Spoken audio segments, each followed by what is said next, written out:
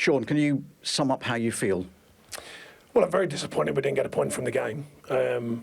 Performance-wise, decent. Not a lot in the game, I didn't feel. We had chances, they had chances, or some good chances. Not lots, but some good chances. The big talking point is obviously VAR, and I'm a big fan of it, as everyone knows. I think it's right in the game. But you've got to be disappointed with the outcome of that. I've seen it back 37 times. The referee, I'm disappointed in the referee because he made it clear to my coaches if he should need to come and look at the screen, he will do, and to tolerate that and be tolerant of it, which he didn't look at the screen, which I find amazing. So I'm a big fan of it, I'm remind you, but it has to be used more wisely than that, because you can clearly see Chris Wood's just purely, he doesn't even change his running gait. If you look at him, all his eyes are looking at is, does the ball go in the net? He doesn't change the running gait. Their defender's never going to get that in a million years. So I am very frustrated. Jonny Evans says that there was a touch, he was impeded.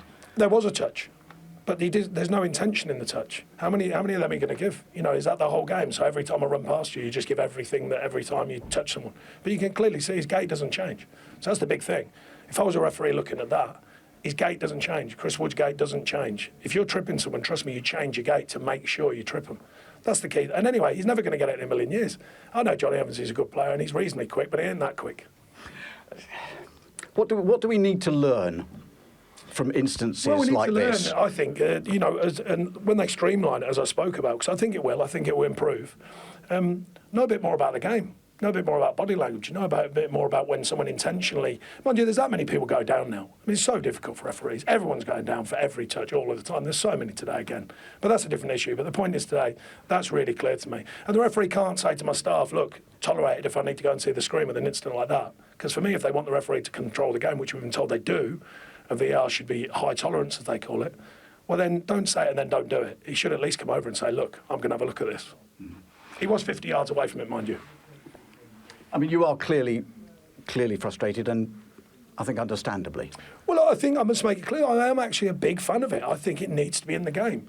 But you can't make bad decisions like that when you've seen it from all the different angles like I just have. I think it's a really poor one, And there's not been many go against the referee because he's got a goal, obviously. What do? It costs us a point today. Overall, despite the fact that you're leaving here with nothing, are there many positives to take from the match? Well, I think the main positive is we've moved a long way from last year mentally. We're coming to these grounds now with an expectation on our performances, an expectation to get something from the game or try and win, of course. And I think that's a big shift. Last season we couldn't get that feeling in the group, that belief in the group. I think is there. I think it was on show again. These are a good side, obviously. A lot of noise about them breaking into the top four this season. I thought we kept them quiet. We were tactically good again and effective. They had a good, strong sort of 20 minutes in the middle of the second half. But we kept going and going and going and tried to win the game, even despite the kind of moment of that went against us. Appreciate you talking to us. Thank you.